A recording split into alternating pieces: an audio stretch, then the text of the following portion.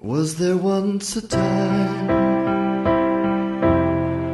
when the world was young and unafraid, when we sang of wondrous dreams and were proud of all we made? Was there once a time when the world was wide and true and real, when each word was fresh and free, and each life was held and healed? Was there once a time when the song came lightly to my lips, and the music danced and played in a kind of trance kinship? Once upon that time,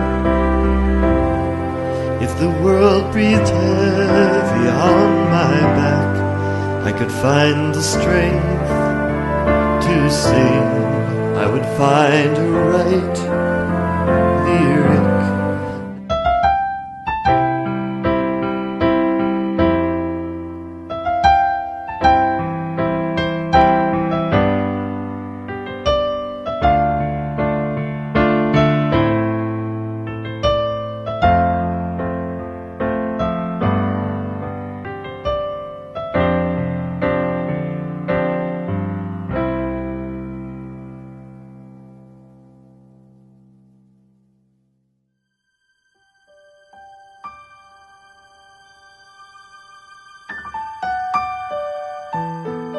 And unbeknownst to me at that time, one of the fatalities that occurred by somebody jumping was Father Michael Judd, who was the chaplain of the Fire Department of New York.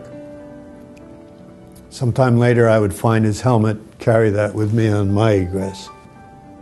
When I had seen some of the pictures come through of some of the folks who had been injured, I saw that one of them was Mike. And he didn't look good. And it turned out that Mike had died giving last rites to a firefighter who had been hit by a jumper. And he was hit by a jumper. So Mike was carried to St. Paul's Chapel, and they laid him on the altar. And he's a saint.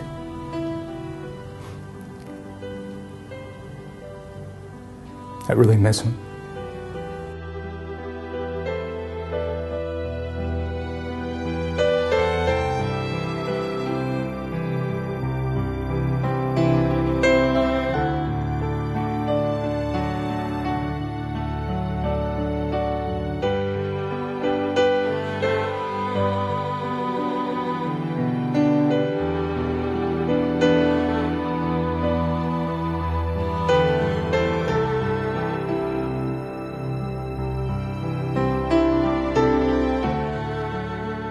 He was the nicest, most kind, loving person in the world. You know, he did everything for my brother and I. He was always around. I know his calling in life was to be a firefighter, but he loved being a dad. People die when they're supposed to. I can't even imagine seeing him grow old. I can't imagine him becoming feeble. I mean, we were as close as you could possibly be.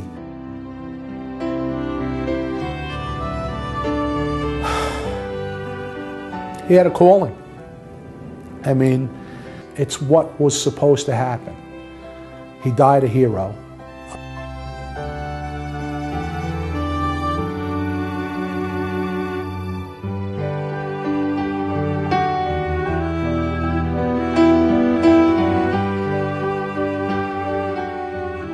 We were complete opposites, 5 years apart, but we were best friends. This is gonna be hard. Donna was like the big sister who looked out for me. That day, She started work at 9, I started at 8:30, so in my eyes she wasn't even there yet. She worked on the 103rd floor. I was on the 92nd floor. I figured, okay, it's okay, we didn't hear from her yet. We'll hear from her later. So now days have gone by, a week, and in my heart I knew that there was no way. They never found anything of Donna. So we had a service for her. I could not sleep.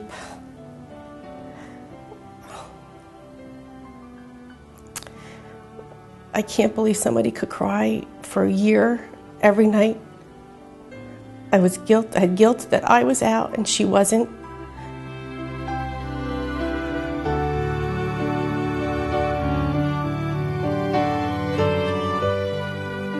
You can't measure grief.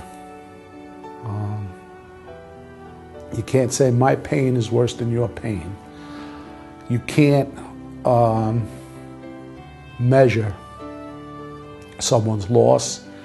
You can't measure someone's love. Got to the point where I had to pick and choose which funerals I was going to go to. I just couldn't go to all of them I wanted to go to. I went to 27 different funerals for the guys, and they were, each one of them was gut-wrenching, you know? And you think you get callous and immune to it, but you don't. I know I thought I cried every tear out. You know, I said, how am I still crying for these guys? Like, I didn't think there was anything left. I lost 23 colleagues. Of those 23, in the ensuing period, even up to a year later, as they identified remains, a memorial service would be held. I know there's some great stories about a lieutenant, I think one of the Harlem engines who was caught in the first collapse, and he told his company to evacuate, and the second collapse killed him. Or the story of the lieutenant from 106 who thought he was missing a guy after the first collapse and went to get him, and he was killed, and the guy, it turned up he was okay, and his company survived. This guy was out looking for him. Fantastic stories of bravery that just, you know, my whole company I used to work in as a fireman was killed. Fireman that, when I worked in Queens, he kept asking me, where's a busy company he can go to? And I steered him to a busy company. He was killed working in that company. Pete Langone was from Roslyn, next town over. He had worked in my company. He was killed. Billy McGovern, I worked with him. He was a captain across the floor from me when I was a lieutenant. I worked with him for years. Our Department manager was 8 months pregnant. For the longest time, she tried to have a baby, and finally she was pregnant. Never made it out. A woman who, it was her last day there, she was accepting a job somewhere else, never made it out. It's just one story after another that is horrible. People, and I think Americans, can get through almost anything. There's really not much that you can, the spirit that people have when things are down, no matter how dark and you might feel things are down, just persevere. Things will get better. But I think the majority of people who did what they did and answered the call on 9/11 at Ground Zero, I think they're a great tribute to America. They are the American tribute. Like, that's who we are.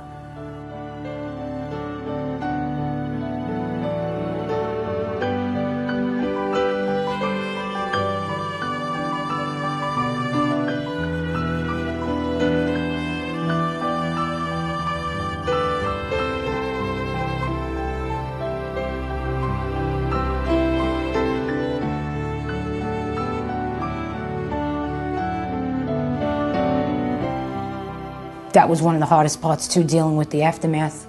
Seeing the newspaper the next morning, seeing all those pictures, seeing a photo of someone I used to work with years back, someone that worked up at Cantor Fitzgerald, seeing the pictures, and I said, oh my God. Like for a few seconds there, I forgot what happened. Then I seen the paper and I said, oh my God, I'm looking. And I'm saying, Jesus, this really happens? I don't understand it. This really happened. It's horrible. It was a nightmare. It was a nightmare for me for a long time afterwards. Dealing with the fact that I survived and they didn't. It's a very hard thing to deal with. And I said to myself, why? You know, you wonder why. You're grateful. You're thanking God you survived. But why did those people go when I survived? And you have to deal with the guilt. And it's not an easy thing. For a long time, I held on to a lot of guilt of the decisions I made that day, you know, life and death decisions, along with my partner, Jen. I've thought I wish I was killed. Absolutely. I've thought that. I wish I was one of them. I'm glad I'm not one of them. I wish I was one of them. I should have been one of them. Maybe I didn't do my job enough. Maybe I should have went to the South Tower earlier. I thought I was going to die, and I didn't. And I'm still dealing with that every day. It's a good thing. I'm glad I'm here, and I'm trying to be productive with my life, and I think I am. And I know that I was spared that day for a reason. It wasn't my time. They didn't get me then, and they're not going to get me now. It is by no means my doing to being here today, and I attribute the fact that God has called me for, or spared me for bigger and better things. You can't live your life in fear. And so I live every day as if it were my last day. Not all of self and none of thee. It's all of thee and self will do. This is history. This was history. We have fighting in Ireland, and we have fighting in Israel, and we have fighting in Libya and all over, but it's not home. We don't live with that fear of going outside the door and something getting blown up or attacked. And that changed the face of history. Now it has come home, and it's hit us very hard in the face. That day or that week, those months, I saw the root of what this country was founded on. The goodness, the compassion, the volunteering. And I was so very proud.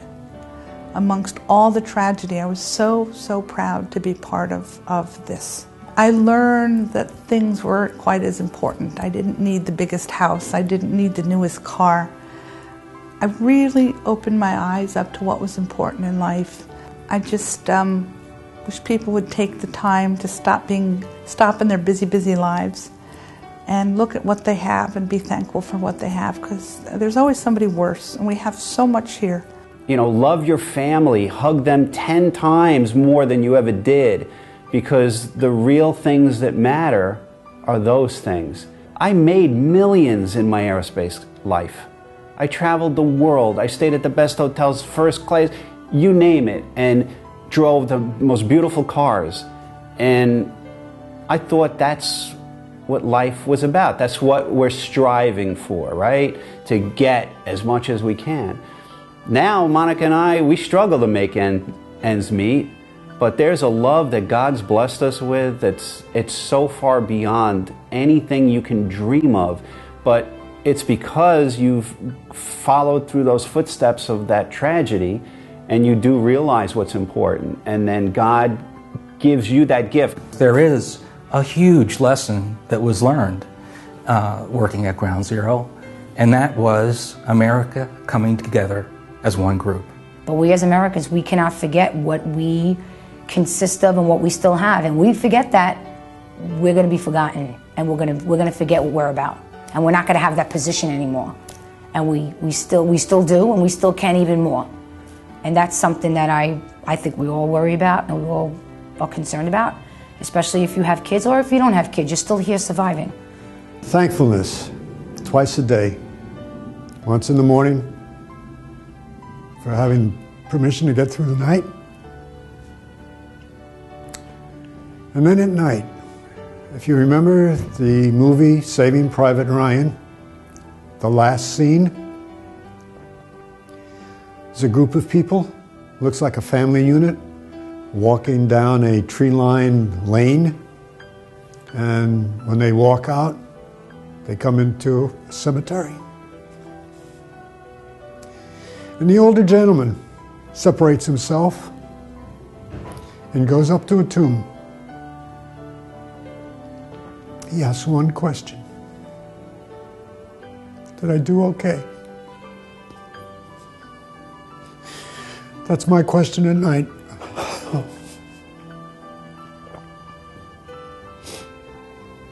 And then I asked for permission to be able to wake up the next morning. 9/11 has given America, it's a wake-up call to say that there are enemies among us, and they need to be identified. The World Trade Center was an event that the enormity of which was unprecedented. The loss of life was incomprehensible, and it was an event given the media and the coverage that brought the entire world together. We were all focused on this event, and I believe that we should remain focused. My message would be that, that hopefully that we can all learn from this, and that somehow, through some miracle, that we can all live in peace. It's kind of unreal, the whole experience. Sometimes I wake up in the morning and think, this didn't really happen, but I know it did. And as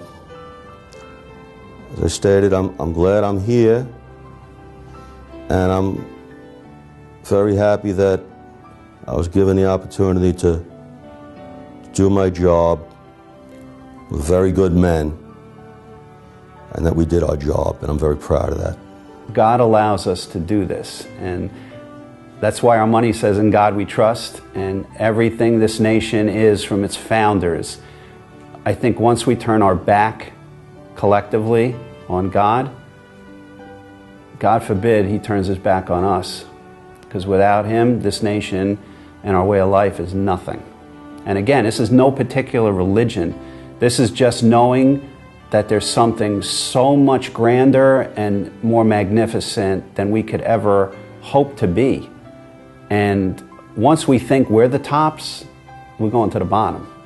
And so I am deeply thankful to have been part of this experience, to relate it to others, to say that there is always hope, and that through adversity we can become much more satisfied in our lives, and appreciate all of the wonderful freedoms and privileges in this great United States. To whom much is given, much is required. Those men and women, all of us have been given so much, even if it's not tangible. We have been given a home or a place called America, a land of freedom, and it's worth fighting for. It's worth fighting for.